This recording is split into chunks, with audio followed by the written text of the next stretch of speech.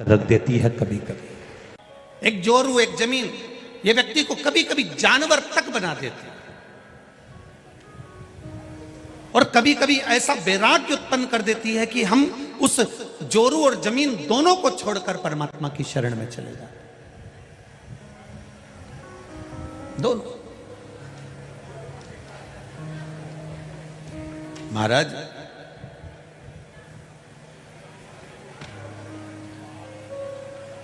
राजा भर्तरी की माता जी अवंतिका नगरी में विद्वान विद्वान ब्राह्मण बैठे हैं। बड़े बड़े संत, साधु, सन्यासी, तपस्वी, साधक, उपासक इस अवंतिकापुरी में निवास करते हैं। बड़े बड़े मठाधीश, पीठाधीश इस पावन धरा में रहते हैं। ब्राह्मण इस धरा पर बैठकर अपने वेदों का वाचन करते हैं। ऐसी पुण्यमय धरा पर जहां पर वेद पढ़ने वाले ब्राह्मण रह रहे हो, संत रह रहे हो, साधु रह रहे हो, सन्यासी रह रहे हो, तपस्वी रह रहे हो, साधक रह रहे हो, उपासक रह रहे हो, ये कोई साधारण सी धरा नहीं है उज्जैन कि आप चले अपने शहर से होटल में ठहरे, खाया पिया एंजॉय करे और वापिस यहां से अपने गांव चले गए। ना ना ना ना, 7 दिन का मौका मिला है उज्जैन की पावन धरा पर रहने के लिए। इतना बड़ा बड़ा पोटला बन कर लेकर आए हो। ये पोटला जितना बड़ा है, महाकाल राजा से कहना तेरी कृपा से पोटला बांध के लाई हूं और ऐसी कृपा करना कि मेरी झोली खुशियों से इतनी भर देना कि उस पोटले को दुगना कर कर लेकर जाऊं। ये तेरी कृपा।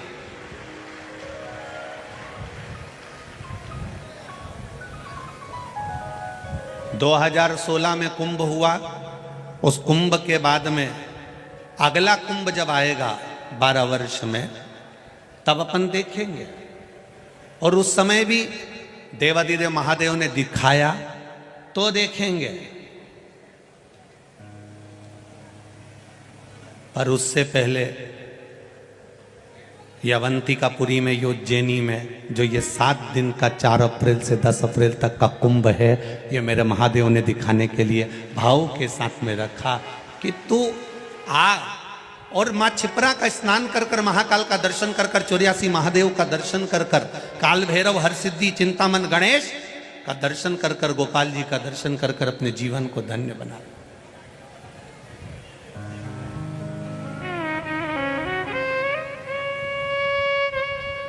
बहुत सारे लोग मिलेंगे जो आसपास में खड़े रहेंगे, तुमको अर्चन उत्पन्न करेंगे, तुम मन लगाने का प्रयास करोगे, इतनी देर में फिर कहीं का खड़ा हो जाएगा, बाजू वाली बोल जाएगी, कहीं इधर से आवाज आ जाएगी। तुम्हें नहीं बोलना, तुम्हें तो बस धीरे से चुप एकदम।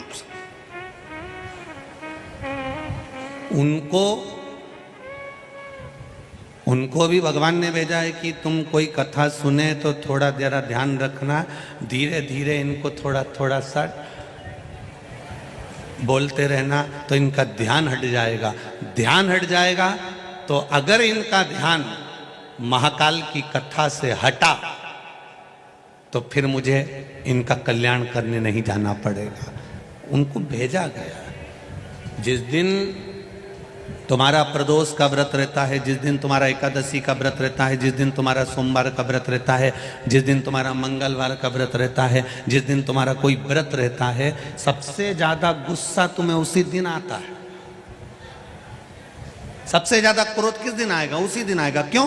क्योंकि तुमने जो व्रत करा उस व्रत में तुम्हारे मुख से ऐसा शब्द निकलना चाहिए, ऐसा शब्द निकलना चाहिए जिसके कारण तुम्हारा करा हुआ सारा व्रत बस गलत बोलने से, आड़ा टेढ़ा बोलने से, अपशब्द बोलने से वो व्रत पूरा की पूरा खंडित हो जाए।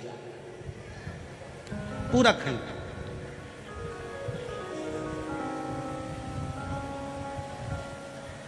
ये पूरी दुनिया की पहली कथा है जिसमें 48 घंटे पहले पूरे पंडाल भर चुके थे।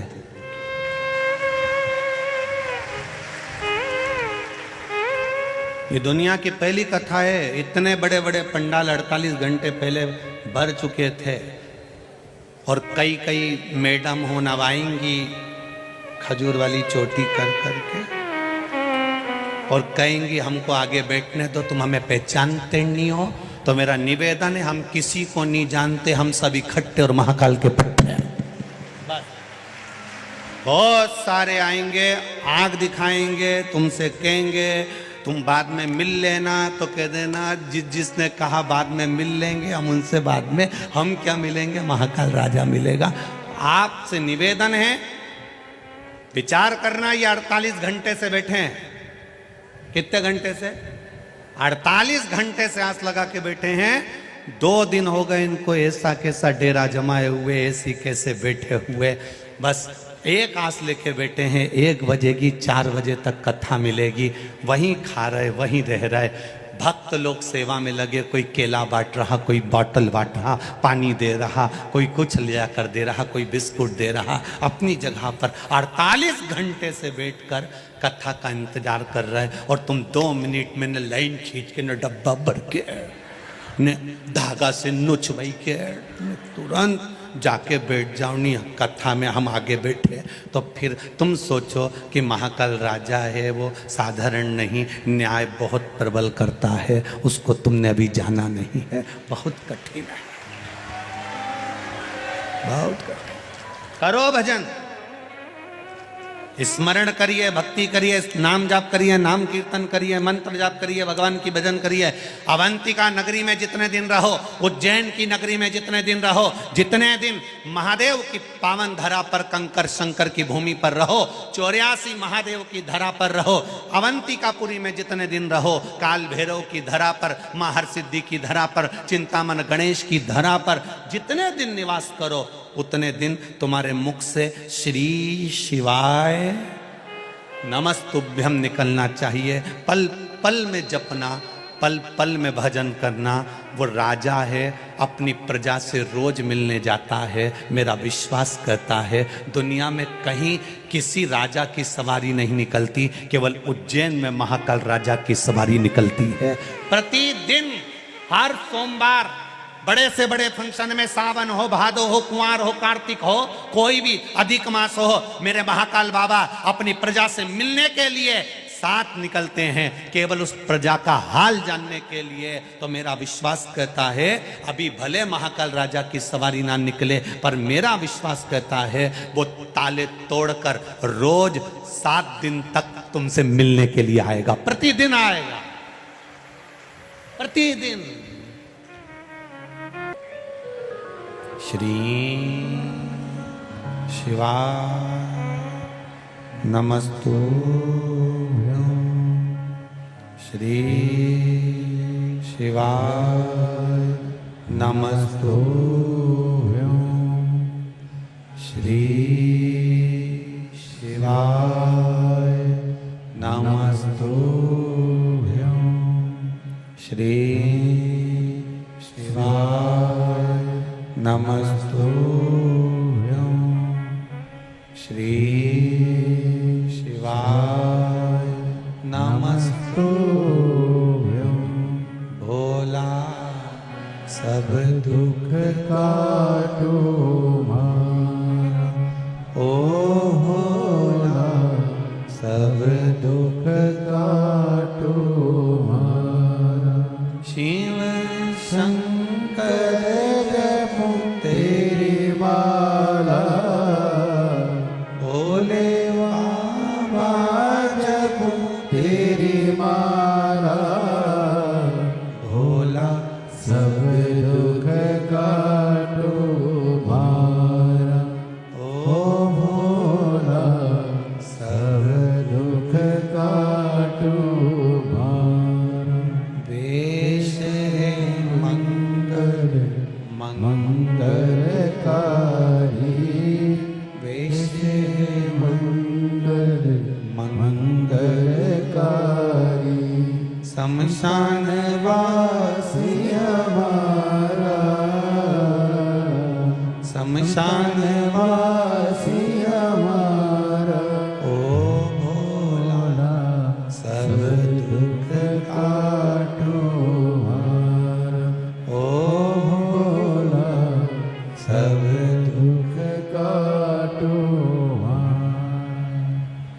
जोरू जमीन व्यक्ति को जानवर बना देती है कभी कभी, और कभी कभी हमारे जीवन को बदलाव भी कर देती है। हुआ वही हुआ। शिव कथा कर रही है, राजा भर्तरी जी की मां सौम्य दर्शना, क्या नाम था उनकी माता का?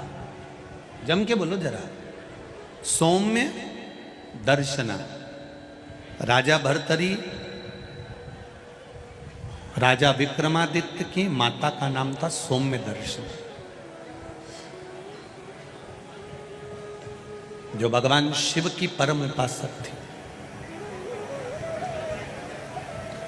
इसी अवंतिका में रहना, मां छिपरा का तट, मां छिपरा का स्नान और बाबा देवादिदेव महादेव का भजन, देवादिदेव महादेव का स्मरण। सौम्य दर्शना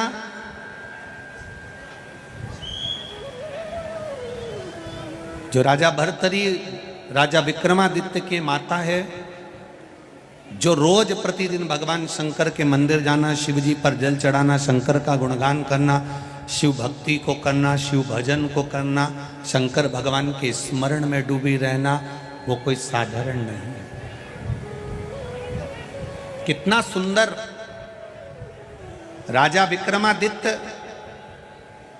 की ये पावन धरा की कथा कर रही है। जो नारी, जो स्त्री शंकर भगवान का भजन करती है, शिव तत्व को जानती है, शंकर भगवान को एक लोटा जल चढ़ाती है, शिवलिंग के सुंदर पूजन को करती है, स्मरण करती है, भजन करती है, शंकर भगवान की अविरल भक्ति में डूबी रहती है, शंकर भगवान के अभिषेक में, पूजन में, अर्चना में, नाम जाप में डूबी रहती है, शिव महापुराण की कथा कहती है।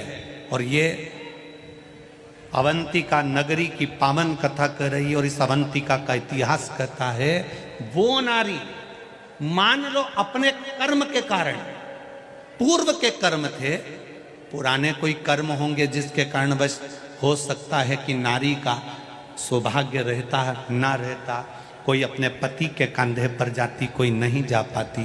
तो मान लो हमारे पूर्व के कर्म के कारण अगर नारी के जीवन में कोई कष्ट आ जाता है, तो शिव महापुराण की कथा कहती है, राजा भर्तरी की माता, राजा विक्रमादित्य की माता सौम्य दर्शना का चरित्र कहता है कि स्वयं देवादिदेव महादेव कहते हैं, सौम्य दर्शना, जो नारी तेरे जैसी शंकर की आराधना में डूबी रहती है, वो नारी फिर अगला जन्म ना तो कभी बेधब्य का पाती हो, ना कभी बांझ का पाती है, उसको शिव स्वयं भक्ति प्रदान करता है।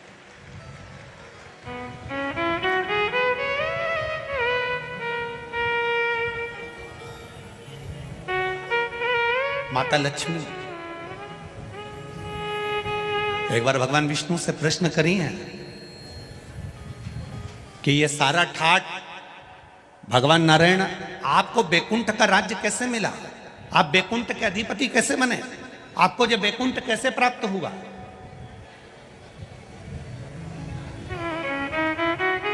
राम जी महाराज, भगवान विष्णु आप राम जी के अवतार हुए, राम जी बनकर आपने अयोध्या का राज्य भोगा, कृष्ण का अवतार लिया, द्वारका का राज्य भोगा, मथुरा का राज्य भोगा, ब्रज का राज्य भोगा।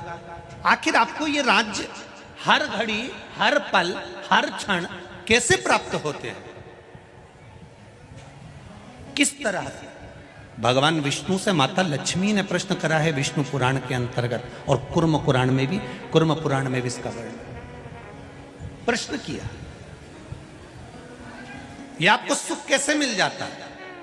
आपको बैकुंठ का राज्य मिल गया, आपको द्वारका का राज्य मिल गया, आपको अयोध्या का राज्य मिल गया, आपको रावण की लंका दूसरे की थी, वो लंका का राज्य आपको प्राप्त हो गया। ये कैसे प्राप्त हो जाता है?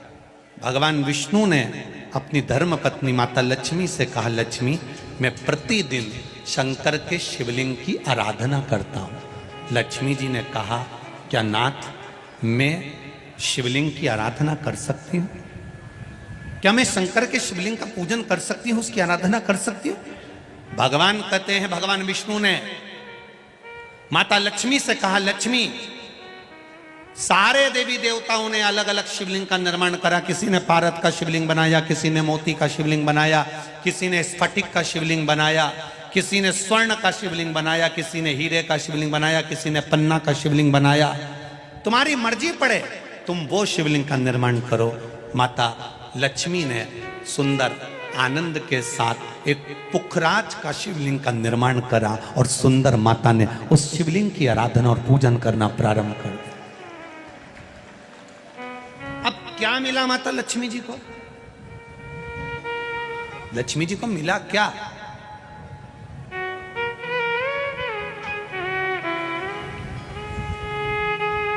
क्या प्राप्त हुआ माता लक्ष्मी जी?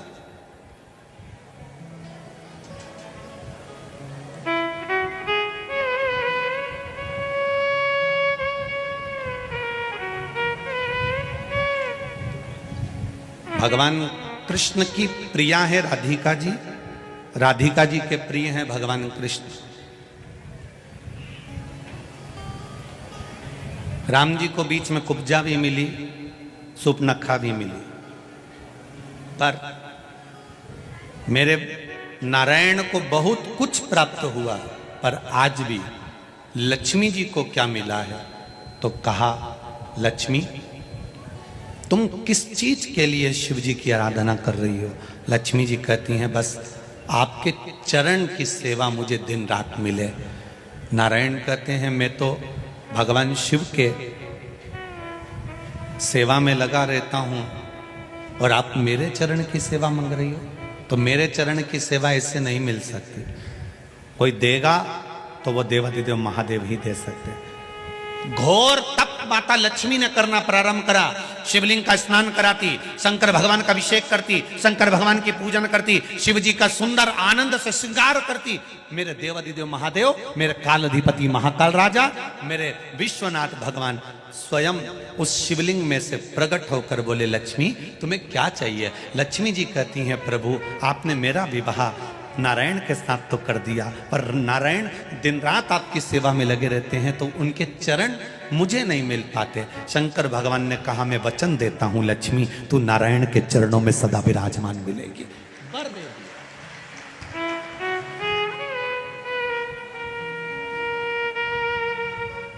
ब्राह्मण हो, क्षत्रिय हो, वैश्य हो, शूद्र हो, बच्चा हो, जवान हो, बूढ़ा हो, बेटी हो, बेटा हो, नारी हो, पुरुष हो, जो है अगर वो शिव की आराधना में लगा है, उसका मनवांछित फल की पूर्ति हुई है, प्राप्ति हुई है। और कोई तुमसे कहे कि स्त्री शंकर भगवान का आराधना कर सकती है, पूजन कर सकती है, तो दूर नहीं जाना। ये जो शिव पुराण है हमारे पास में, गीता प्रेस गोरखपुर की, उसका दर्शन मैं आपको करा देता हूँ। ये शिव पुराण गीता प्रेस गोरखपुर की है, तुम भी बाजार से लेकर आना। इसका 73 नंबर का पेज निकाल कर पढ़ना विद्येश्वर संहिता में से। उसमें लिखा हुआ है, जो नारी शंकर भगवान का स्नान कराती है, श्रृंगार करती है, पूजन करती है, वो संसार सागर से मुक्त होकर मां पार्वती की परम सखी बनकर विराजमान होती है। यह विद्येश्वर संहिता कह रहे।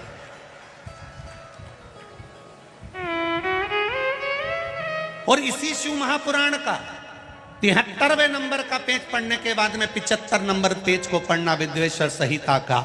उसमें लिखा है, जो शंकर भगवान को जल चढ़ाकर उस जल का आचमन करता है, वो 3 ताप से दूर हो जाता है। ये मेरा निवेदन है आस्था चैनल वालों से।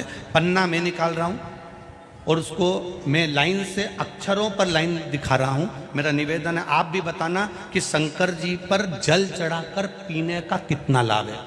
प्रश्न नंबर 75।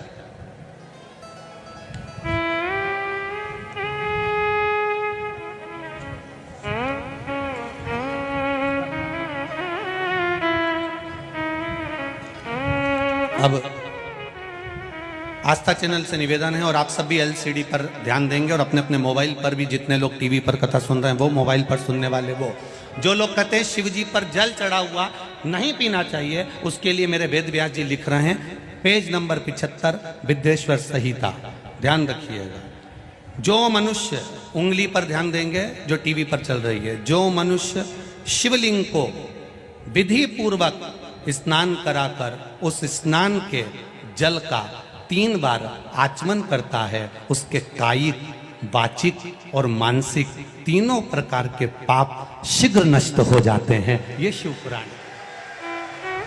अब शंकर भगवान के शिवलिंग पर चढ़ा हुआ नैवेद्य, शंकर भगवान के शिवलिंग पर चढ़ा हुआ प्रसाद खा सकते हैं कि नहीं खा सकते? कोई कहता है महाराज जी स्वान की योनि हो जाएगी, कुत्ता बन जाओगे, कोई कहेगा ये बन जाओगे, कोई कहेगा वो बन जाओगे। अब उसको पढ़िए, पेज नंबर 75 शिव महापुराण विद्येश्वर संहिता, मेरी उंगली चल रही वहां पर ध्यान देना। भगवान शिव का नैवेद्य अग्रह है। इस भगवान भावना को मन से निकाल दें कि शिव जी का चढ़ा हुआ प्रसाद नहीं खाया जाता, ये भावना मन से निकालें। शिव के नैवेद्य को देख लेने मात्र से भी सारे पाप दूर हो जाते हैं, खाने की तो बात ही दूसरी है। अब क्या लिखा है अगली लाइन, उसको खा लेने पर तो करोड़ों पुण्य अपने भीतर आ जाते हैं। आए हुए शिव नैवेद्य को, जो शंकर का प्रसाद है, शिव जी पे चढ़ा हुआ नैवेद्य है, अगर वो आपके सामने आ जाए उसको सिर झुकाकर प्रसन्नता पूर्वक खा लेना चाहिए। जो शंकर के चढ़े हुए नैवेद्य को ये कह देता है कि थोड़ी देर से खाऊंगा, वो पाप में लिप्त होता चले जाता है।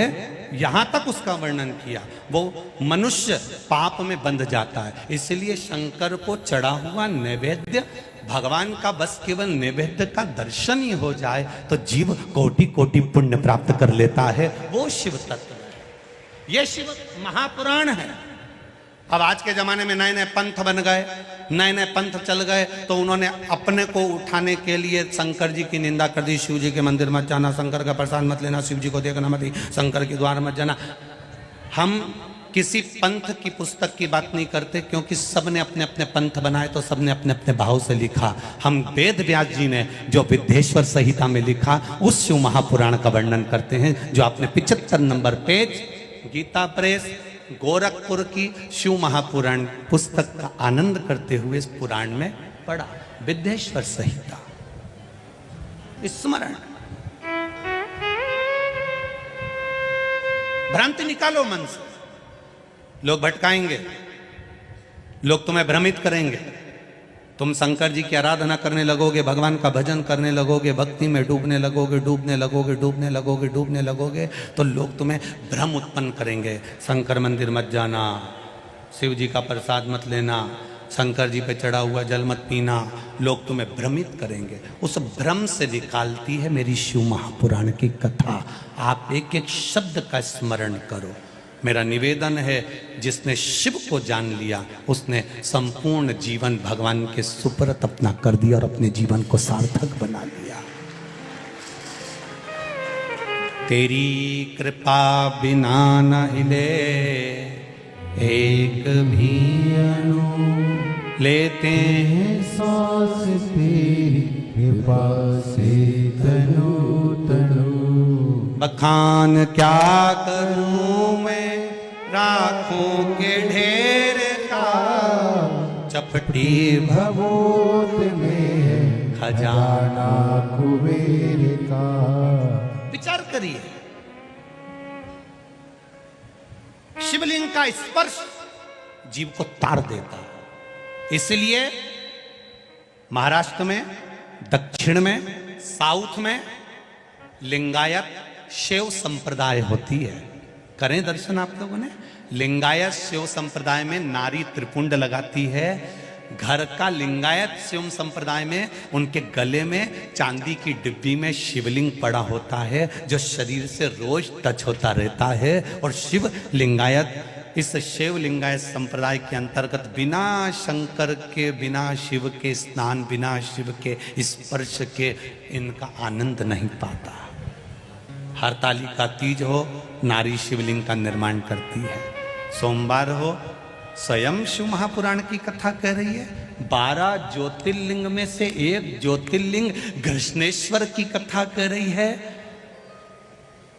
सुधर्म नाम के ब्राह्मण की 2 धर्म पत्नी थी, घोषमा और सुदेहा।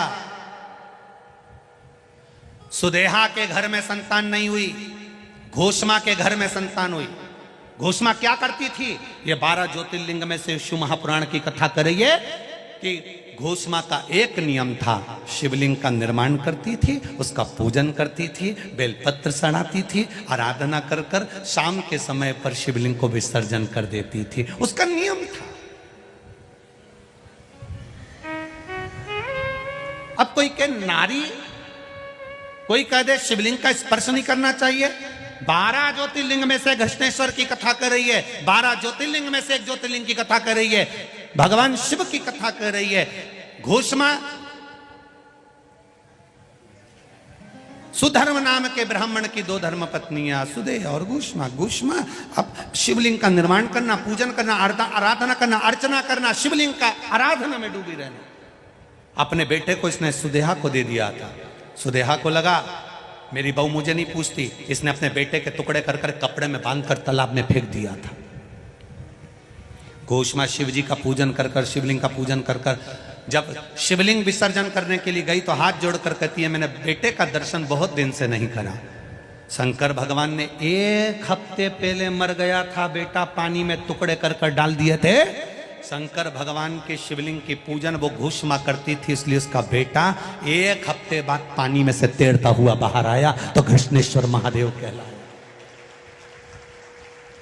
12 ज्योतिर्लिंग में से एक ज्योतिर्लिंग है घृष्णेश्वर महादेव, जो घोषमा नाम की नारी भगवान शंकर की आराधना करती है। माता लक्ष्मी शिव की आराधना करती है, सावित्री माता शिव की आराधना करती है, अनसुईया माता शिव की आराधना करती है, मां अहिल्या शिव की आराधना करती है। और यहां तक वर्णन करा राजा भर्तरी की माता, राजा विक्रमादित्य की माता सौम्य दर्शना।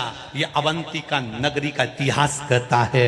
राजा भर्तरी की मां, राजा विक्रमादित्य की मां सौम्य दर्शना शंकर की आराधना करती है, शिव भक्ति में डूबी रहती है। एक दिन राजा भर्तरी ने अपनी मां से, सौम्य दर्शना से, गोदी में बैठकर पूछ लिया, मां तो इतने सालों से शिव की आराधना कर रही है, तो इतने सालों से शंकर भगवान की आराधना कर रही है, मां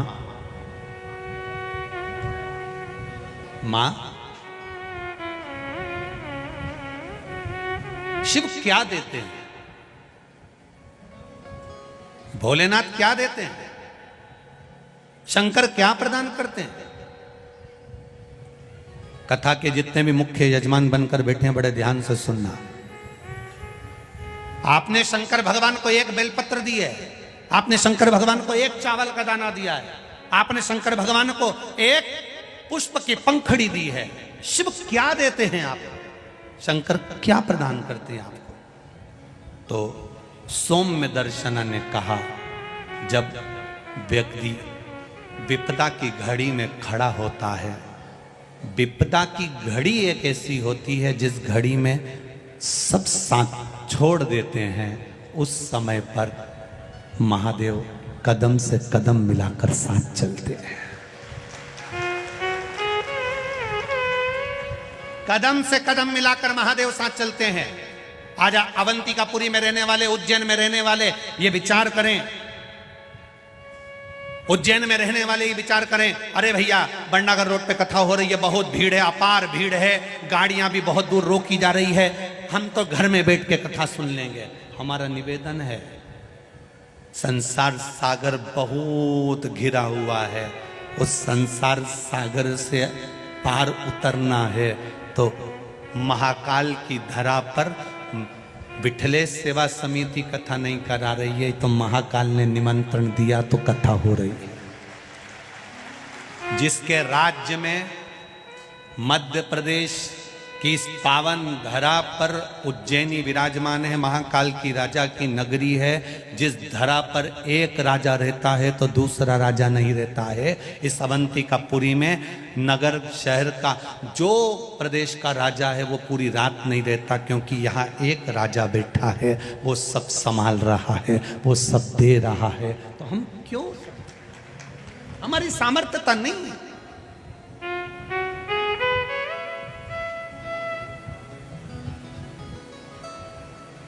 कितनी चिलचिलाती धूप, गर्मी। जब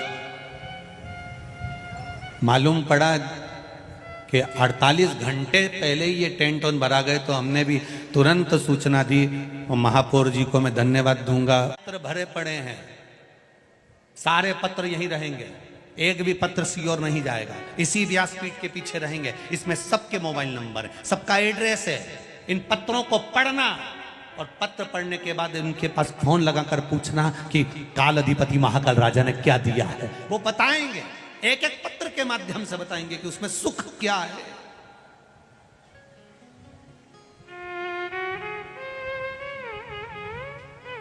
हमें ना तो किसी का भविष्य लिखना आता है, ना हम तुम्हारा कोई इतिहास लिख सकते हैं कि तुम कहां से आई, कहां जाएगी, कितनी रोटी खाएगी और कितनों के प्राण खाएगी, कितनों को तकलीफ दोगे। ये हमें लिखना नहीं आता, क्योंकि हम भविष्यवक्ता नहीं है। भविष्यवक्ता तो केवल एक है, जिसने यशोदा जी का हाथ देखकर बता दिया था कि तेरे बेटे के ऊपर काल मंडरा रहा है। गया था, श्री कृष्ण के दर्शन करने चले सदा शिव गोकुल में। वो गया था शंकर भगवान, जिसने तुम्हारी किस्मत में लिखा कि इसको ये तकलीफ आएगी, और तुमने अगर शंकर जी को एक लोटा जल चढ़ाया, बस हाथ में लोटा पकड़ा, शिव जी को चढ़ाया। उतने में तो ब्रह्मा जी ने लिखा था इसको ये तकलीफ आएगी। यहीं बैठे होंगे वो गोपाल मंदिर वाले पंडित जी, उनकी बेटी के बेटे को एक रोग आ गया था, और रोग साधारण नहीं था, बहुत बड़ी बीमारी हो गई थी। बच्चा था सा, अगर होगा तो बच्चा बैठा है कि पंडित जी, अच्छा छोटा सा बच्चा कैंसर जैसा रोग से ग्रसित हो गया। क्या करें, केवल शिव महापुराण की कथा पंडित जी की धर्म पत्नी ने श्रवण करी, एक लोटा जल चढ़ाती, शंकर की आराधना करती, बेलपत्र लाती, खिलाती जाती। छोरा इतना सा कहता, मम्मी तोरी तोरी लगे, नानी तोरी तोरी लगे, खा ले खा ले। शिव पुराण में सुना है, खा समाप्त हो गया। ये शिव तत्व है, ये शंकर है। लिखना देवताओं का काम है, भाग्य लिखना ब्रह्मा जी का काम है। भाग्य में कितना दुख लिखा ये उसने लिख दिया, पर भाग्य को बदल देना किसी दूसरे का काम नहीं है। वो कालाधिपति महाकाल राजा मेरे महादेव का कार्य है, वो बदल देता, बदलेगा। अकाल मृत्यु वो मरे जो काम करे चंडाल का, काल उसका क्या बिगाड़े जो भक्त हो महा। काल अधिपति है। कई लोग कहेंगे इतनी भीड़ में जाकर क्या करोगी, कितनी गर्मी। एक बार जरा पीछे पलट कर देखोगे तो पूरे खेत में लोग गर्मी में बैठे हुए हैं, बिना टेंट के भी। और 3 घंटे की तो कथा है, उससे पहले जगह संभाली होगी, धूप में भी तो कितने घंटे पहले संभाली होगी। विचार करिएगा जरा।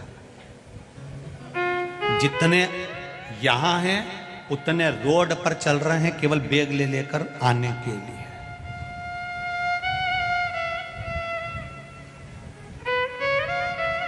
ये शिव तत्व है।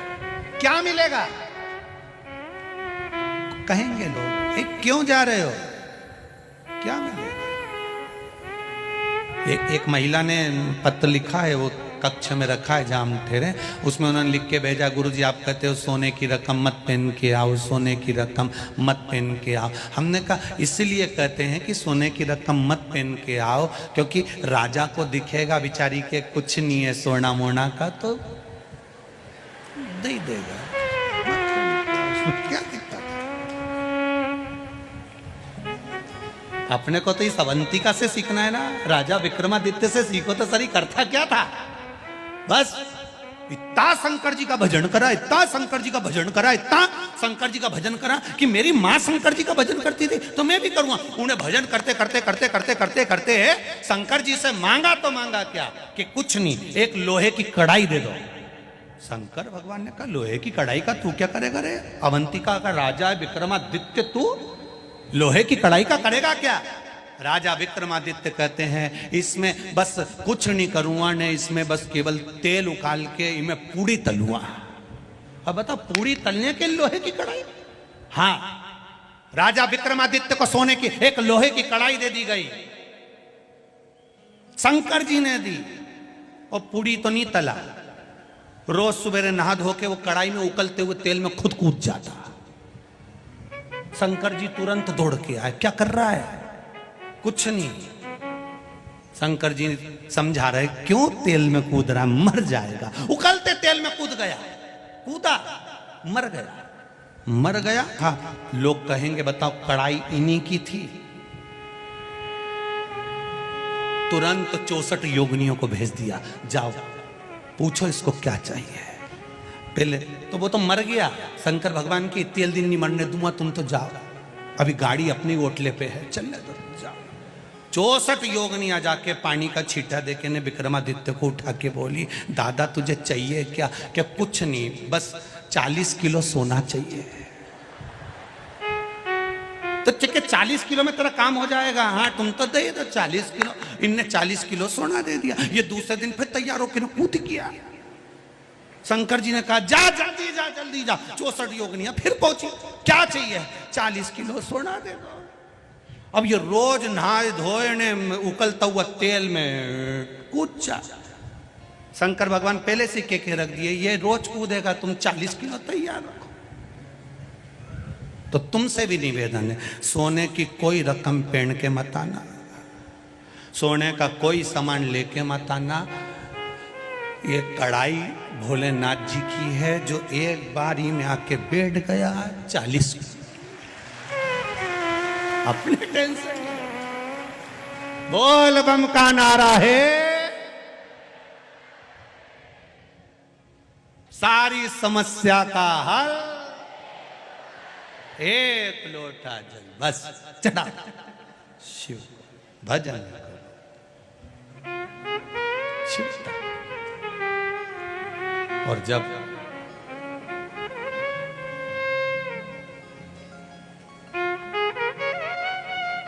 हम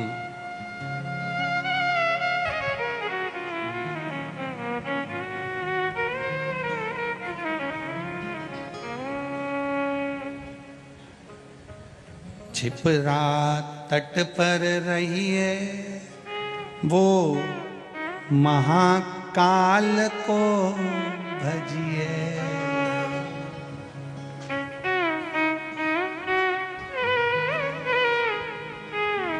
दो 12 ज्योतिर्लिंग में से एक है काशी, दूसरी है अवंतिका उज्जैन।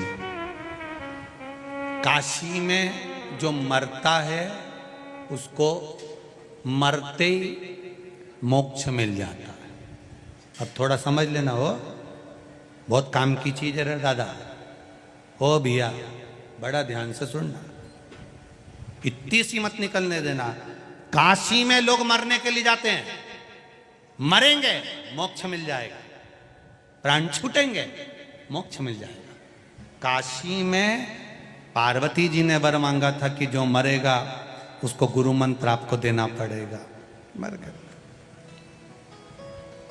अब एक बार उज्जैन में रहने वाला मर गया, अब तेरा क्या होगा रे कालिया, जरा विचार कर। उज्जैन में रहने वाला मर गया और शंकर जी आ रहे थे कैलाश पे। उनने क्या देखा कि नंदी पे जो उज्जैन में मरा था वो नंदी पे बैठा था और शंकर जी उस नंदी का बेल की रस्सी पकड़कर डमरू बजाते बजाते चल रहे थे और आगे सबकी सब जितने उनके नंदी श्रृंगी भृंगी जितने थे वो तुम्बा तुम्बी बजाते हुए पुंगा पुंगी बजाते चल रहे। अब जैसे ही कैलाश पे पहुंचे तो पार्वती जी को लगा जाने भगवान जाने कौन आया, इतना VIP मेहमान, ना जाने कौन आ गया। पार्वती जी ने पूछा, इतना डमरू बजाते बजाते आ रहा हो, इतना तो जिंदगी में तुमने मेरी शादी में नहीं बजाया, इतना बैंड बाजा, तो इतना बैंड बाजा तुमने कभी नहीं बजाए, न पुंगा पुंगी ने सेनाई न तुम्बा तुम्बी ने मृदंग ने ढोल ने नगाड़े, ये सब आखिर ये है कौन? पार्वती जी ने केवल अंदर इशारे में पूछा कि ये है कौन? शंकर भगवान ने कहा उज्जैन का रहने वाला है, अवंतिकापुरी का। तो अवंतिकापुरी का रहने वाला है। हाँ, तो जैसे काशी में मरने वाले को मुक्ति दे दो, ऐसे अवंतिकापुरी मरने वाले को मुक्ति दे दो। शंकर भगवान बोले मैंने तो कहा था मांग ले, मुक्ति अभी दे दूं उज्जैन में मरने वालों को। पर ये इतना चतुर है, मालवा का है, खूब दाल बाफला खाया हुआ है, कोई ऐसे ही है। मैंने 3 बार किया मांग ले मांग ले मांग ले, मुक्ति मांगे ही नहीं। एक ही चीज मांगे, क्या? बस कैलाश में रहना है, आपकी भक्ति करना है, दूसरी बार जन्म देना, वापिस उज्जैन में जन्म दे देना, महाकाल की तरह। तो पार्वती जी बोली शंकर जी से, तो तुम इतने टेंशन में क्यों? कि मुक्ति मांग लेता तो एक बार में खल्लास, निपट गई भाई, बंद करके पटक दो। अब हर बार मांगा, कैलाश का धाम दो, भक्ति दो, और दूसरी बार वापिस उज्जैन में जन्म दो। अब ये यूं ही मरता रहेगा, यूं ही चाहता रहेगा, बार बार उज्जैन, बार बार भजन, बार बार कैलाश। तो उज्जैन में मरने वाला मुक्त तो होता ही है, संग में शंकर की भक्ति प्राप्त कर कर फिर पुनः शिव के धाम में आ जाता है। वो इस उज्जैनी का आनंद है, साधारण नहीं है उज्जैनी महाराज। शिव भक्ति मिलती है, शिव भजन मिलता है, मुक्ति मिलती है, कैलाश का धाम मिलता है, शंकर का गुणगान मिलता है। जब उज्जैनी का अवंतिकापुरी में, और आप सब किस्मत वाले हो साहब जिसने एक बार इस अवंतिकापुरी में बैठकर शिव महापुराण की कथा सुन ली। तुम चिंता मत करना, तुम्हारा मकान उज्जैन में होए चाहे नहीं होए, पर तुम्हारा रजिस्टर में नाम आ गया। मकान भले यही नहीं है, पर कहलाओगे तुम उज्जैन वाला ही हो। तो तुम चिंता मत करना, अपन सब नंदी पे बैठ के चलेंगे, कैलाश में मिलेंगे, और वापिस यही उज्जैनी में आएंगे, और फिर शिव पुराण की कथा करेंगे। अपन टेंशन मत, काहे को चिंता करना। हाँ, चेहरे बदल सकते हैं, तुम्हारी नाक लंबी है तो थोड़ी टेढ़ी हो ही जाएगी, अब कान मान बदली जाए न, मुंडा का थोड़ा नक्शा मक्सा बदली जाए तो टेंशन बदल, या बस एक ही है, अवंतिका है। कहा सौम्य दर्शना से राजा भर्तरी कह रहे हैं विक्रमादित्य के बड़े भाई, क्या मिलता है? मां कहती है कि वो कदम से कदम मिलाकर चलता है, भटकने नहीं देता। मां वो भटकने नहीं देता?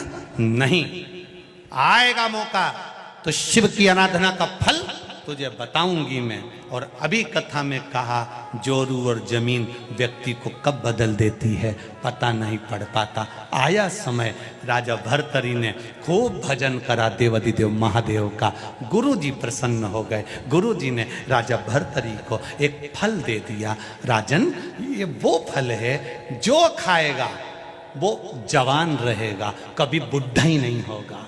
राजा भर्तरी ने फल लिया, खुश हो गया। राजा भर्तरी सबसे ज्यादा प्रेम अगर करता था तो अपनी धर्म पत्नी से करता था। उसने सोचा मैं भले बुढ़ा हो जाऊं पर मेरी पत्नी जवान की जवान बनी रहे, तो उन्हें वो फल राजा भर्तरी ने अपनी पत्नी को दे दिया। पत्नी फल लेकर गई। अब क्या बोलूं, पत्नी फल लेकर गई।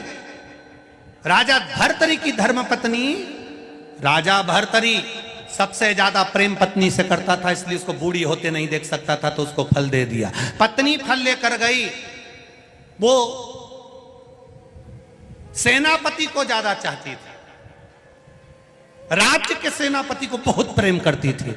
उसने सोचा फल मैं खा लूंगी, जवान हो जाऊंगी, पर जवान तो मैं जिसको चाहती हूँ सेनापति को होना चाहिए। तो सेनापति को फल दे दी कि इसको खा लोगे, जवान रहोगे, मरते दम तक बूढ़े नहीं होगे, मरते दम तक बूढ़े नहीं हो गए। सेनापति ने फल लिया। सेनापति रानी सेनापति को चाहती थी, पर सेनापति रानी को नहीं चाहता था। सेनापति रानी के यहाँ जो एक नौकरानी थी दासी, उसको बहुत प्रेम करता था। तो सेनापति ने सोचा मैं बूढ़ा हो जाऊं चल जाए, पर ई के बूढ़ी नहीं होने दूंगा, तो वो फल दासी को दे दिया। अब दासी के पास में फल आया। दासी ने विचार करा ये वो फल है जो खाएगा जवान रहेगा। मेरे नगर का राजा भर्तरी पूरी सनातन धर्म की ध्वजा फैला रहा है, ये फल मैं उसको दे देती हूं, सनातन धर्म जीवित रहेगा जब तक वो रहेगा।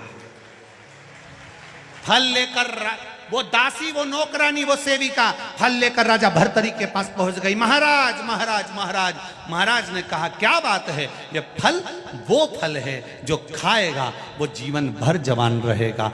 भर्तरी के हाथ में फल आया। फल आते से भर्तरी ने देखा ये तो मैंने रानी को दिया था। नौकरानी से दासी से पूछा ये फल तुम्हारे पास कैसे आया। उसने बताना नहीं चाहा। राजा ने उसको डराया, धमकाया। तब उसने कहा सैनिक मुझे चाहता है, ये फल मुझे सैनिक ने दिया। सेनापति को दिया। सेनापति को बुलाया, फल कहां से आया। डराया, धमकाया, सेनापति बताने को तैयार नहीं। कहा रानी मुझे बहुत ज्यादा प्रेम करती है, रानी ने दिया। रानी को फल लिया। रानी से कहा तूने सेनापति को दिया। हाँ मैं इसको बहुत प्रेम करती हूं। राजा भर्तरी सिंहासन से नीचे उतरा, अपनी माँ की गोद में सिर रखकर बोला माँ, जिस राजा के पास में सारी सत्ता वैभव है और उसकी पत्नी उसकी नहीं हुई, तो ये वैभव का करूंगा क्या। एक क्षण में छोड़ दिया, एक क्षण में। जोरू और जमीन कब बदल दे टाइम नहीं लगता। तुलसी बाबा के साथ भी यही हुआ, एक क्षण में बदल गए। कब बदल जाए। भाई भाई की जमीन रहती है, परिवार की जमीन रहती है, कुटुंब की जमीन रहती है। एक परिवार की जमीन 1 इंच भी जमीन ऊपर लेके नहीं जाएगा, पर उसके लिए अदालत में लड़ लड़ के मर जाएगा। और 1 इंच लेके नहीं गया, खाना पीना दुश्वार हो गया। महाराजों से जाकर पूछ लिया कि बता दो हमारा केस कैसे निपटेगा, और जैसे ही केस निपटेगा मैं सुंदरकांड का पाठ करूंगा।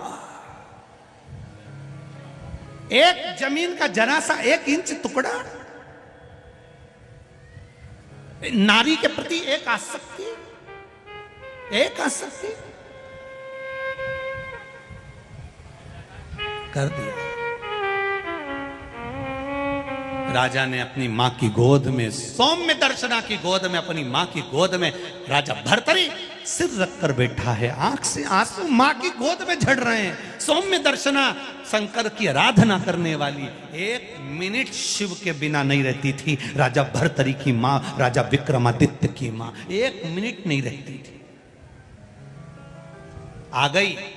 जैसे ही राजा भर्तरी अपनी मां की गोद में सिर रखकर रो रहा था, इतनी देर में राजा भर्तरी विक्रमादित्य की बहन मेनावती वहां पर आई।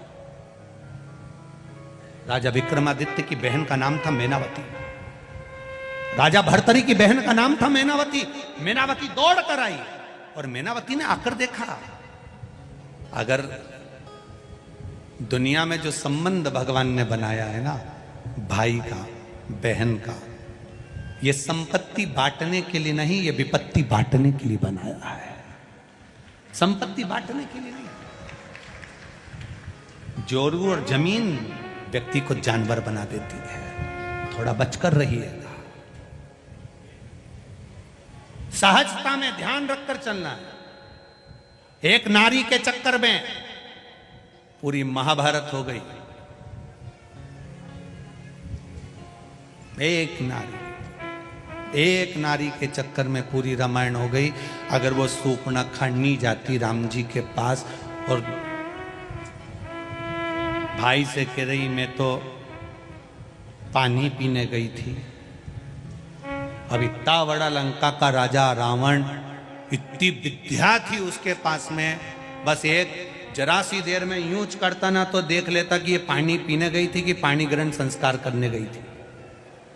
इतना सन देख लेता ना तो समझ में आ जाता ना। बहन के कहने में बस मैं तो भैया आंख में से आंसू डालती डालती बोली मैं तो पानी पीने गई थी। इतना में तो भाई ने कह दिया ने तू चिंता मत करने, अब तो निट्टे ही धुआं हो गया। इसलिए ये रोए तो थोड़ा ध्यान रखना कि ये सही बोली रही है, थोड़ा इसका भी ध्यान रखना पड़ेगा। बात तक पहुंचो। हम ये नहीं कह रहे कि किसी के आंसू ना देखिए, आंसू कभी झूठा नहीं होता, पर बोलने की भाषा झूठी हो सकती है। सत्य को पकड़ो। वेद व्यास जी ने शिव महापुराण के एक एक शब्द को जनमानस के कल्याण के लिए लिखा है। आज पूरा विश्व, आज पूरा देश विदेश में जो शंकर भगवान के भक्ति बढ़ी है, और ये वेद व्यास जी ने जो शिव पुराण दी है हमको आपको, ये कोई साधारण नहीं दी है, ये शिव जी ने दी है। मिलेंगे बहुत सारे, कहेंगे ना जाइएगा, ना करिएगा, ना जाइएगा, पर दी उसने।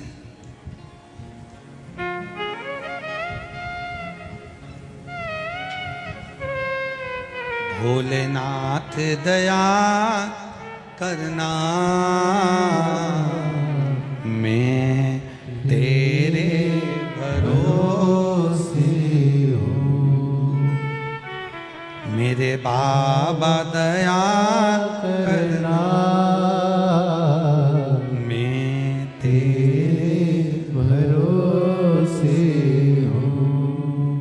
ना घर के भरोसे हूँ, ना परिवार के भरोसे हो,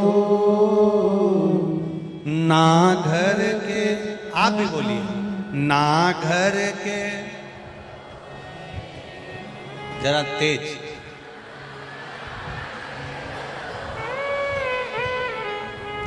महाकाल दया करना, मैं तेरे भरोसे हूँ। ना इनके भरोसे हूँ, ना उनके भरोसे, ना इनके भरोसे हूँ, ना उनके भरोसे हूँ। मेरे बाबा दया करना,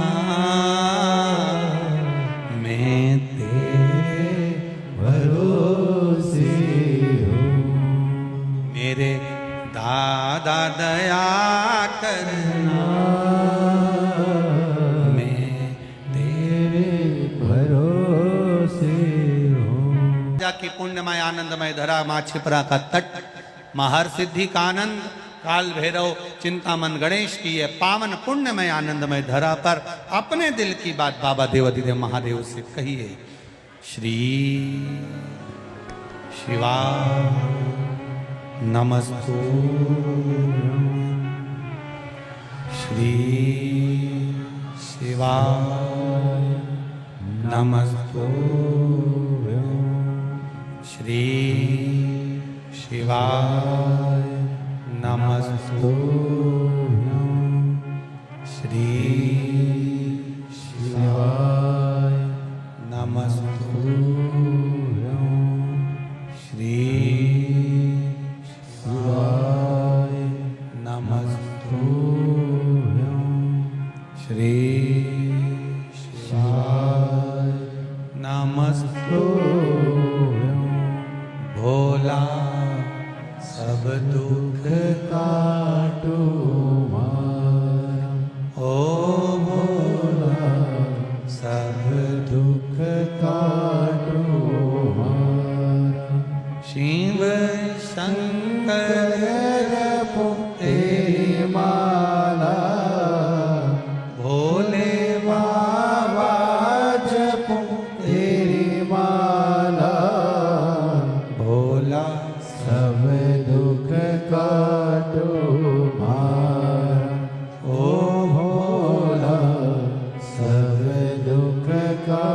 काटो मारा वेश मंगल मंगलकारी वेश मंगल मंगलकारी शमशान वासी हमारा शमशान वासी हमारा ओ भोला सब दुख काटो मारा ओ भोला सब दुख काटो मारा। शिव कथा कह रही है।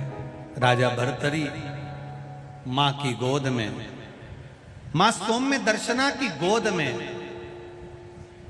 सिर रखकर रो रहे हैं। बहन मैनावती आ गई। राजा विक्रमादित्य राजा भर्तरी की बहन मैनावती, और मैनावती ने आकर कहा, मैनावती आकर बोली, भैया संसार में जन्म लेने वाला व्यक्ति मृत्यु लोक में अगर आपने जन्म लिया है और कोई ने आपको धोखा दिया है, भैया वो चिंता का विषय नहीं है। आपने जन्म लिया, जिसका साथ आपने दिया, आपने अपनी पत्नी को स्नेह दिया, परिवार को स्नेह दिया, पुत्र को स्नेह दिया, रिश्तेदारों को स्नेह दिया, और मान लो वो आपको धोखा दे दें तो इसमें आपकी गलती नहीं है। जिसने आपको धोखा दिया है कई जन्म तक वो आपके दरवाजे पर, आपकी चौखट पर एक रोगीला जीव बनकर, स्वान बनकर पड़ा रहता है। मैनावती कह रही है, राजा भर्तरी राजा विक्रमादित्य की बहन, जिनकी मां इतनी संस्कारवान हो, शंकर जी के मंदिर जाना, शिव जी का आराधना करना, शिव भक्ति में डूबे रहना, शंकर का गुणगान करना, तो उनके बच्चे कितने संस्कारित होंगे, जरा विचार करिए। उनके बच्चे कितने संस्कारवान, जरा विचार करिए। राजा भर्तरी भी भगवान की भक्ति में डूबने वाले थे, राजा विक्रमादित्य भी भगवान की भक्ति में डूबने वाले थे, और उनकी बहन मैनावती वो भी भगवान की भक्ति में डूबने वाली।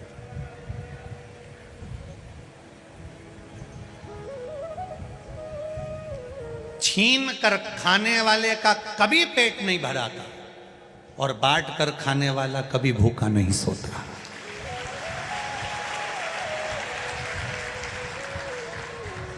ये जितने लोगों ने यहाँ भंडारा लगाया, कोई पोया बांट रहा, कोई फल बांट रहा, कोई केला बांट रहा, कोई पानी बांट रहा, कोई छाछ बांट रहा, कोई कुछ बांट रहा, कोई कुछ बांट रहा, इन्होंने आज भले तुमको खिला दिया, पर इन्होंने जीवन पर्यंत रजिस्ट्री करवा ली कि तेरे घर के बच्चे कभी जिंदगी में भूखे नहीं मरेंगे। ये निश्चय।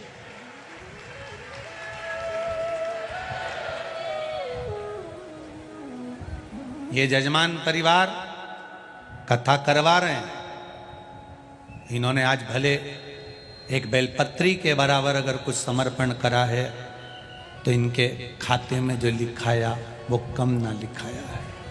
आज इस जमीन पर आंजना परिवार में अगर कथा हो रही है, इस भूमि पर कथा हो रही है, तो इन्होंने अपने खाते में जैसे रजिस्ट्री होती है वैसे अपने खातों में लिखवा लिया कि तुम्हारे यहाँ बाबा देवादिदेव महादेव की कृपा थी, इसलिए भूमि पर कथा हो गई। ये शिव तत्व,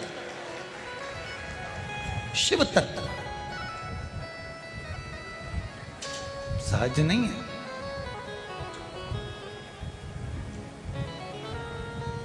मैनावती ने कहा, राजा भर्तरी की बहन बोली, आपने उसको पूर्ण समर्पण दिया, आपने उस पर भरोसा करा, आपने उस पर विश्वास किया, आपने भरोसे के साथ उसको कुछ दिया। उसने अगर आपका भरोसा तोड़ा है, उसने अगर आपका विश्वास तोड़ा है, तो इसमें आपका घाटा नहीं हुआ है, घाटा उसका हुआ है। देने वाले ने तो दे दिया। जैसे सच्चा जो भगत होता है,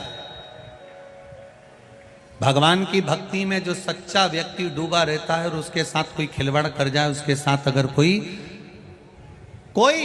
उसको धोखा दे जाए, सच्चा है वो, ईमानदारी से भगवान के भजन में लगा है, भगवान की भक्ति में लगा है, और उसको अगर कोई तकलीफ दे रहा है, उस पर इल्जाम लग रहा है, उसको अपशब्द कहा जा रहा है, उसको ताना दिया जा रहा है, वो तो अपनी जिंदगी अच्छे से जी लेगा। पर जिसने इल्जाम लगाया, ताना दिया, अपशब्द कहा, आड़े टेढ़े वचन बोले, वो सुख की जिंदगी नहीं जी पाता।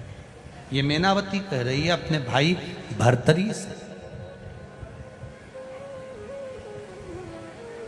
अपने भाई भर्तरी से। वो सहजता की जिंदगी नहीं जी सकता। सच्चा जो संत होता है, सच्चा जो साधु होता है, सच्चा जो तपस्वी होता है, सच्चा जो शंकर भगवान का उपासक होता है, सच्चा है, उसके मुख से कोई बात निकली तो वो पत्थर की रकील हो जाती है, और उस पर जो चलता है उसका फल उसको अवश्य प्राप्त होता है, निश्चित है।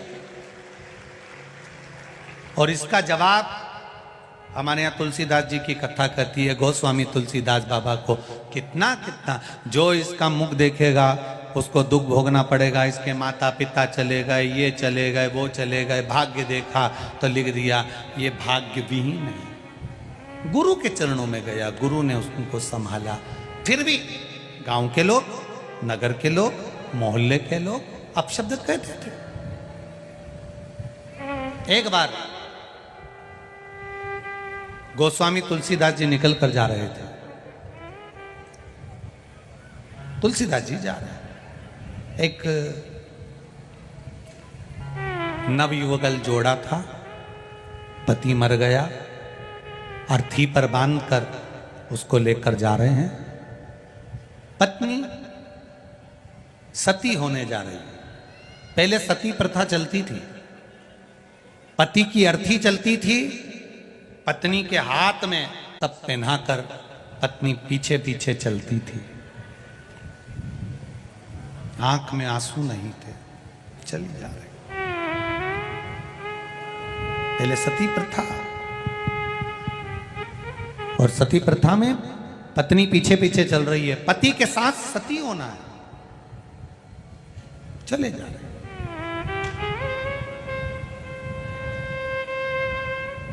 तुलसीदास जी निकल कर जा रहे थे, तुलसीदास बाबा निकल कर जा रहे हैं। और तुलसीदास जी जब निकल कर जा रहे थे तो वो जो जिसका पति मर गया था और वो हाथ में जो मौली बंधी थी, सती होने जा रही थी, तो उसने विचार करा ये ब्राह्मण का बालक निकल के जा रहा है, लोग इसको दिन रात गाली देते हैं, आड़ा ताड़ा बोलते हैं, अपशब्द बोलते हैं, कैसा भी है पर है तो ब्राह्मण ना, है तो ब्राह्मण। कई लोग कहते हैं ये ब्राह्मण होकर मदिरा पीता है, ब्राह्मण होकर गाली बकता है, ब्राह्मण होकर अपशब्द कहता है, ब्राह्मण होकर ताने देता है, ब्राह्मण होकर गलत काम करता है।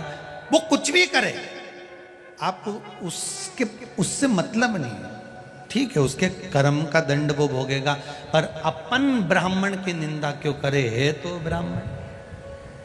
जाने वाली उस स्त्री ने सती होने से पहले चलते चलते अर्थी चल रही थी, पीछे पीछे वो चल रही थी। उसने सोचा ब्राह्मण है, उस नारी ने सिर पे पल्लू रखकर ब्राह्मण के चरणों को प्रणाम करा। गोस्वामी तुलसीदास जी को प्रणाम किया। जब गोस्वामी तुलसीदास जी को प्रणाम करा तो तुलसीदास जी के मुख से निकल गया अखंड सौभाग्यवती। अरे बोलो तो जम के, अखंड सौभाग्यवती भव। अब जैसे ही कहा अखंड सौभाग्यवती भव, तो जितने लोग अर्थी लेकर जा रहे थे सब कहने लगे ये देखो ढोंगी को, ये बामण है, ये ढोंगी है, इसको देखो जरा, प्रपंची को, कपटी को, झूठे को, ढोंगी को। पति मर गया, सती होने जा रही है, और क्या बोल रहा है, बोलो बोलो जम के, अखंड सौभाग्यवती बाप, इसको देखो, इसमें अक्ल है, ये डोंगी में अक्ल है। इतनी गाली दी गांव के लोगों ने, इतनी गाली दी, इतनी गाली दी। स्त्री को भी कहा, किसके पांव पड़ गई थी वो? ढोंगी के, वो पापी के, कपटी के। इतनी गाली दी वो स्त्री के भी, तेरा पति मर गया, सती होने जा रही है, वो पांव पड़े तो उसके। स्त्री ने हाथ जोड़कर कहा, वो कुछ भी हो पर है तो ब्राह्मण, इसलिए मैंने उसके चरणों को धोख लगाई, प्रणाम किया। आड़ा टेढ़ा बोलती जाए। अब गांव के लोगों ने कहा, क्यों रे ओए, ओ तुलसीदास, पागल हो गया है क्या? कैसी मूर्खों जैसी बात करते हो? उसकी पति मर गया, सती होने जा रही है, और तुम कह रहे हो अखंड सौभाग्यवती भाव। तुलसीदास जी कहते हैं, मैं झूठा हो सकता हूं पर राम का नाम झूठा नहीं हो सकता। मैं असत्य हो सकता हूं पर राम का नाम असत्य नहीं हो सकता। अगर मैंने भजन करते करते, मैंने कथा करते करते, मैंने शिव नाम राम नाम जपते जपते अगर किसी को कुछ कह दिया है तो उस वचन को निभाता वो है, कोई दूसरा नहीं निभा सकता, कोई दूसरा नहीं। कई लोग हमसे कहते हैं, तुमने ये पशुपति व्रत लिया है नया। ये व्यास तीर्थ से कथा करते करते ये शिव महापुराण का पाशुपत्य अस्त्र, पाशुपत्य व्रत का विधान शिव पुराण में लिखा है। अगर उस व्रत को दुनिया के लोग नहीं जानते थे तो हम क्या करें? शिव पुराण पढ़ी तो आपके सामने पशुपति व्रत रखा। अब पशुपति व्रत मुख से निकल गया, अब उसने निकलवाया, उसने खिलवाया शिव पुराण से, तो अब वचन निभाएगा भी तो वो निभाए। जो व्रत करे उसको फल मिले, ये उसके ऊपर, ये उसके ऊपर आधारित है। तुलसीदास जी ने कहा, मैं झूठ बोल सकता हूं, मैं असत्य बोल सकता हूं, पर मेरा राम सत्य है और सत्य रहेगा। इतने में तो गांव के लोगों को गुस्सा आ गया। उन्होंने कहा, चल हाथ पकड़ा और अर्थी नीचे रखो, नीचे रखो अर्थी। गांव के लोगों ने अर्थी नीचे रखी। देख, ये मरा कि नहीं मरा, ये मरा कि नहीं मरा, देख। तुलसीदास जी ने, सत्य है वो कभी मरता नहीं है, तो ये क्यों मरा? तुलसीदास जी बोले, भैया बोलो तो सरी। इतने में मुर्दा उठकर बोलता है, राम नाम सत्य है। उठ गया, सत्य बोल दिया। ये जो मुर्दे के पीछे तुम लोग राम नाम सत्य बोलते हो, ये सबसे पहले मुर्दे ने ही सत्य बोला था, तब लोगों ने राम नाम सत्य बोला। उठ गया। राम झूठा नहीं है, शिव झूठा नहीं है। वो तो दुनिया,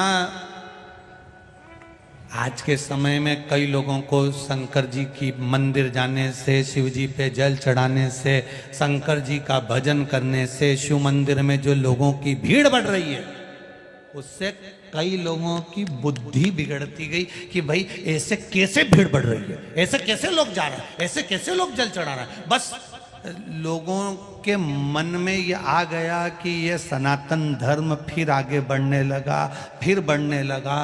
तो जो विरोधी थे उन्होंने हर कुछ फिर बोलना प्रारंभ कर दिया शंकर जी के प्रति, जिससे लोग मंदिर जाना छोड़ दें, शंकर पे जल चढ़ाना छोड़ दें, आचमन करना छोड़ दें।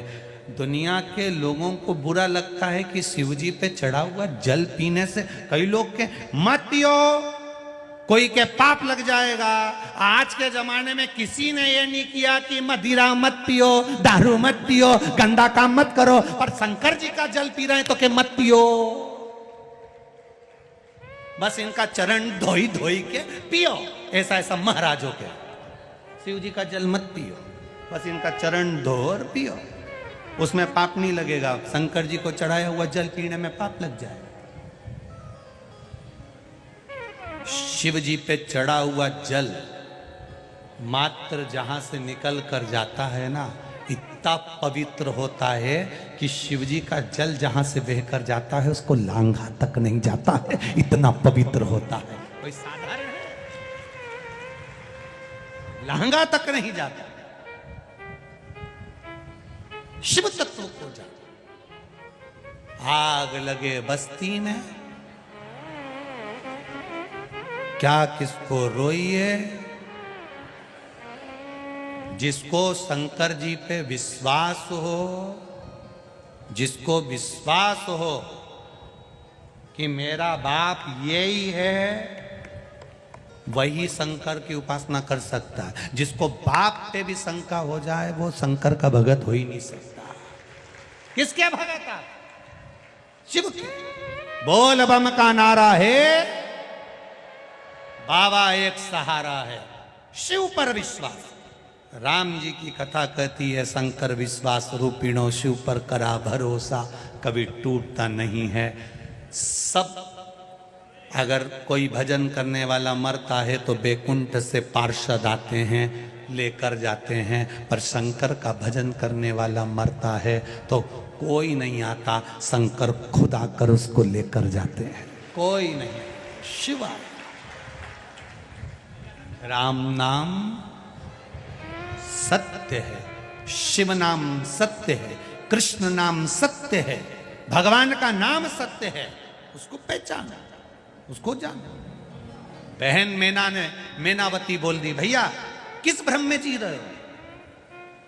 अपनी माता ने, सौम्य दर्शना अपनी माता ने शंकर की आराधना करी है, शिव क्या भजन करा है। अगर आप शंकर का भजन कर रहे हो तो शंकर का भजन करने वाले के साथ अगर कोई धोखा करता है, शिव मंदिर से अगर किसी को दूर किया जाता है तो उसका भी नाम और निशान समाप्त हो जाता है।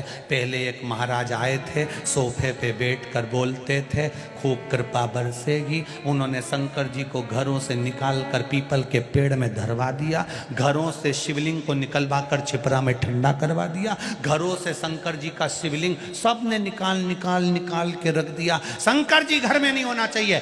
ऐसे महाराज पैदा हुए और फिर एक दिन शंकर जी ने उनको ही निकाल के पीपल के पेड़ के नीचे धर दिया। अब एक और पैदा हो गए, शिव जी पे चढ़ा जल मत पियो, शंकर जी का भजन मत करो, और पैदा हो गए।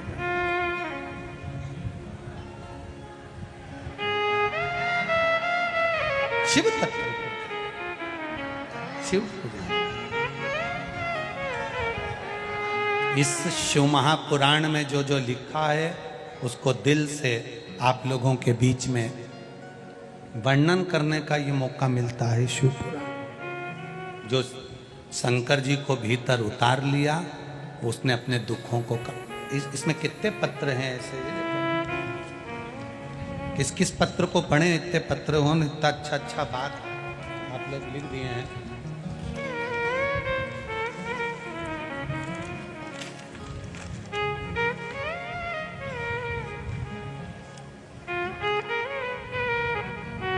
Doctor Ajay Gupta, district governor, Lions Club, Usha ji Gupta, कहीं बैठे हो तो ये आपका पत्र है, दोनों हाथ हिला सकते हैं। आप ही हैं, दोनों हाथ हिला दो एक बार। हर हर महादेव। गुरुदेव, एक पशुपति व्रत में ना जाने कितना कितना भाव लिखा गया है गुरुजी। पशुपति व्रत करने वाला व्यक्ति को अगर वो दिल से करे तो सब कुछ मिल जाता है। मेरी बेटी की शादी, मेरी बेटी को बच्चा, डॉक्टर साहब के जितने भी सरकारी कार्य थे, मैंने केवल पशुपति व्रत करती रही और बाबा मेरी सुनता रहा और बाबा ने सब कुछ दे दिया।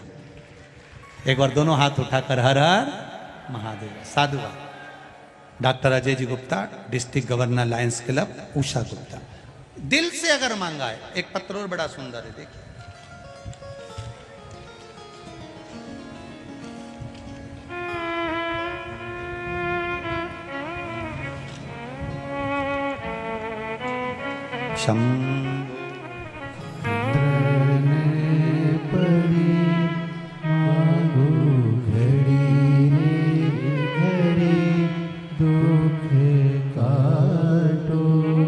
दया करी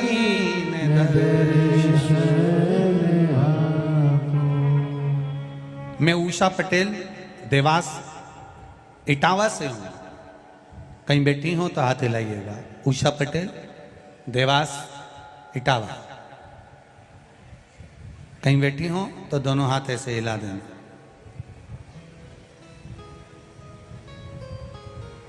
उषा जी पटेल।